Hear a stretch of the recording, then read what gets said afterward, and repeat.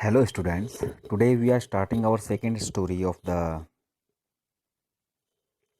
snapshot book. The address Margot Minko, the writer of this story. Let's start background of the story.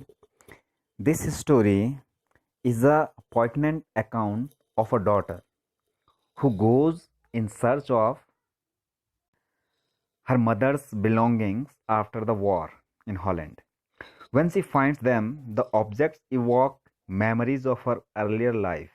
However, she decides to leave them all behind and resolves to move on. तो ये जो कहानी है short story Margam इनको की, ये एक poignant account है. पॉइग्नेंट मीन्स होता है the things evoke a keen sense of sadness और रिग्रेट. हिंदी में जिसको कहते हैं मर्म स्पर्शी, यानी बहुत ही भावनात्मक और सेंसिटिव एक कहानी है एक लड़की की, बेटी की, who goes in search of her mother's belongings after the war in Holland. क्या है कि हॉलैंड में जब वॉर लगती है तो वॉर के बाद जब वो अपनी माँ की बिलोंगिंग्स को लेने के लिए जाती है.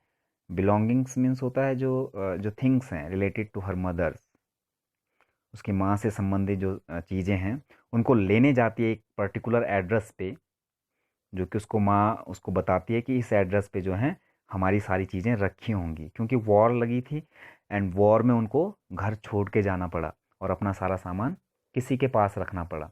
तो जब वो अपना सामान लेने के लिए जाती है और देखती है अपने ऑब्जेक्ट उनके ऑब्जेक्ट्स को, जो उनकी बिलोंगिंग्स हैं उसकी माँ की, evoke memories of her earlier life. तो these all things evoke memories of her earlier life. लेकिन फिर भी however she decided to leave them all behind and resolve to move on. लेकिन सिचुएशन कुछ ऐसी बनती हैं, circumstances that she has to leave all things behind and move on. उसको आगे बढ़ना पड़ता है सारी चीज़ें छोड़कर. And she decided to forget that address where her mother's belongings lies there. Let's start the story. You will understand better.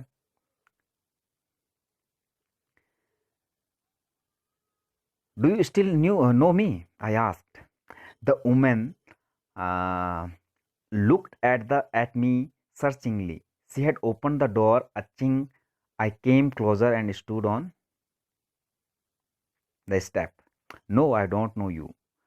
I am Mrs. S. daughter. She held her hand on the door as though she wanted to prevent it opening any further. Her face gave absolutely no sign of recognition. She kept staring at me in silence. तो जब मैं यानी जो protagonist है, इसमें protagonist का means होता है जो कथाकार है, जो कहानी कहने वाला है, वो लड़की खुद है जिसका कि सामान जिनका सामान जो है किसी पर्टिकुलर एड्रेस पे रखा हुआ है उसकी माँ ने. तो when she went there to look for her belongings of her mother, तो क्या होता है उसके साथ में. तो कोई उससे पूछ रहा है, डू यू स्टिल नो मी. मैंने पूछा, यानी उस लड़की ने पूछा. और जो वुमेन थी वहाँ पे, जो महिला थी, वो कुछ सर्चिंगली यानी देखती है, उसको पहचानने की कोशिश करती है. She had open the door a chink. थोड़ा सा खोला उसने अपना दरवाज़ा और नज़दीक आकर खड़ी हो गई स्टेप पे और कहती है, no I don't know you. Then मैंने अपना परिचय दिया कि I am Mrs S daughter. मैं जो है मिसिज एस की बेटी हूँ. She held her hand on the door as though she wanted to prevent it opening any further. दरवाजे पे उसका हाथ ऐसे था जैसे कि वो प्रिवेंट कर रही हो उसको और खोलने से, यानी वो उसको पूरा खोलना नहीं चाहती है.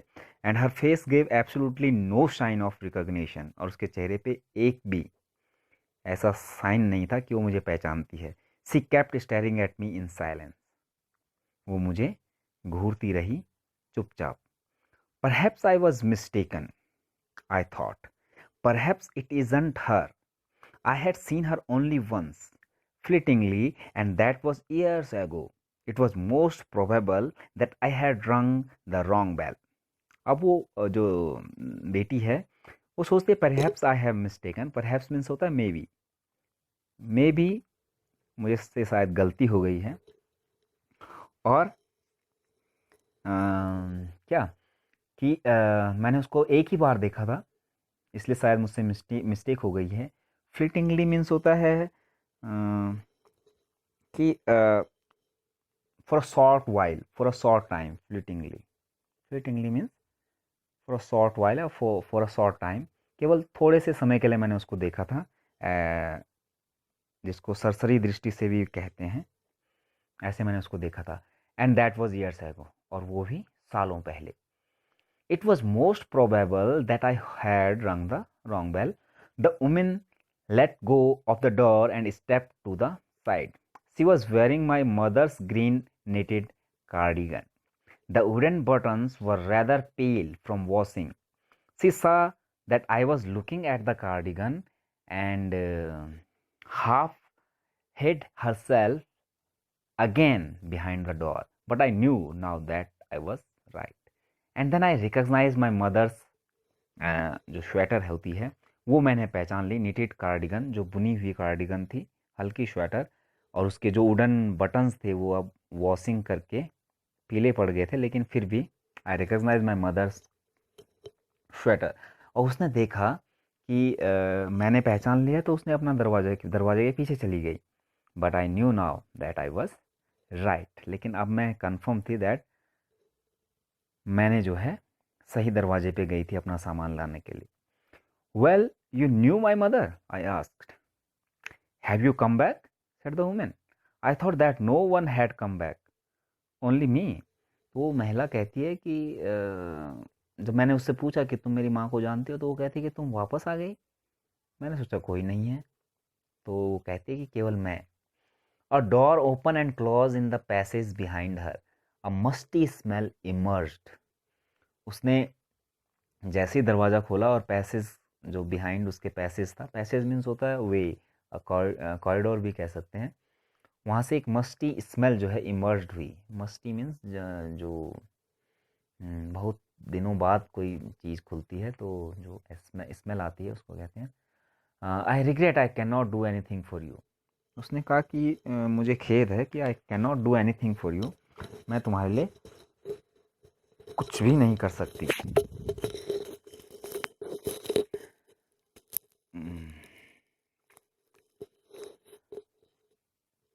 I cannot do anything for you. I have come here especially on the train. I wanted to talk to you for a moment. मैंने कहा कि मैं स्पेशली यहाँ पर बात करने के लिए आई हूँ और मैं तुमसे बात करना चाहती हूँ for a moment. It is not convenient for me now, said the woman. लेकिन उसने कहा कि मुझे इस समय convenient नहीं है. Convenient means होता है comfortable नहीं हूँ मैं इस समय. I am not comfortable this time. I can't see you another time. मैं नहीं मिलना चाहूँगी तुमसे और। She nodded and courteously closed the door as though no one inside the house should be disturbed. Courteously means होता है क्या, धीरे से, very carefully। उसने वो दरवाज़ा बंद कर दिया कि कोई भी जो मेंबर हैं घर के अंदर के वो courteously she closed the door that no one inside the house should be disturbed. I stood where I was on the step. The curtain in front of the bay window moved. Someone stared at me and would then have asked what I wanted. Oh, nothing, the woman would have said. It was nothing. I looked at the nameplate again. Darling, it said, in black letters on the white enamel. And on the jam, a bit higher, the number 46. और फिर जब मैंने देखा नीचे step में, जब मैं खड़ी थी, कि पर्दा हिला और वहाँ से कोई मुझे स्टेयर कर रहा था, और फिर जब मैंने नेम प्लेट देखी मिसेस डॉर्लिंग, उस पर लिखा हुआ था उसका नाम इनेमल पे वाइट लेटर्स में, और जो नंबर था उसका हाउस का नंबर 46, तो एड्रेस तो सही था। As I walk slowly back to the station I thought about my mother who had given me the address years ago. I had been in the first half of the war. It had been in the first half of the war. I was home for a few days, and it struck me immediately that something or other about the rooms had changed. I missed various things. My mother was surprised I should have noticed so quickly. Then She told me about Mrs. Dorling. I had never heard of her, but apparently she was an old acquaintance of my mother, whom she hadn't seen for years. She had suddenly turned up and renewed their contact. Since then, she had come regularly. So now, when I was on my way back station की तरफ जब मैं जा रही थी वापस, तो मैं अपनी माँ के बारे में सोचने लगी। जब मेरी माँ ने मुझे ये एड्रेस दिया था, I had been in the first half of the it had been in the first half of the war. जो फर्स्ट हाफ था वॉर का, वो चल रहा था। And I was at home, मैं घर पे थी। And I immediately come to know, और मैं तुरंत समझ गई दैट हमारे घर में कुछ चीज़ें जो हैं हमेशा क्या हो रही हैं, कम हो रही हैं, चेंज हो रहा है कुछ रूम में। और वेरियस थिंग्स वर मिस्ड, बहुत सारी चीज़ें गायब थी। फिर मेरी मदर को भी सरप्राइज़ हुआ कि I should have notice so quickly, मैंने बहुत जल्दी नोटिस कर लिया that the things were going out. उसके बाद मुझे पता लगा कि मिसेस डोरलिंग जो है वो घर में आती हैं और हमारा सामान लेकर जाती हैं। और मुझे अपेरेंट हो गया, यानी मुझे लग गया कि she was an old acquaintance of my mother. Acquaintance means होता है रिलेटिव और फ्रेंड, जो कि उनको बहुत साल बाद मिली थी, और अब उन्होंने जो है रिन्यू किया था अपना कॉन्टैक्ट, और तब से वो रेगुलरली हमारे घर में आती थी और सामान लेकर जाती थी हमारा। Every time she leaves here she takes something home with her, said my mother. She took all the table silver in on one go, and then the antique plates that hang there. She had trouble losing those large vases, and I am worried she got a crick in her back from the crockery. तो वो जब सामान ले जाती थी तो one go में तो वो पूरी सिल्वर क्रॉकरी जो थी वो ले गई, टेबल की, टेबल पे जो सजाने के लिए रखी जाती हैं वो सारी ले गई। और फिर जब भी आती थी वो कुछ ना कुछ ले जाती थी। एंटिक प्लेट्स जो है वो जो वहाँ पे टंगी रहती थी वो ले गई। और जब ले जा रही थी, तो जब लॉजिंग कर रही थी उसको पीठ पे ले जा रही थी, तो मुझे लगा कि कहीं वो अपने आप को क्रॉकरी से क्या ना पहुँचे, क्रिक इन हर बैक, उसे चोट ना लगे कमर पे। My mother shook her head pityingly. I would never have dared ask her. She suggested it to me herself. She even insisted. She wanted to save all my nice things. If we have to leave here we shall lose everything, she says.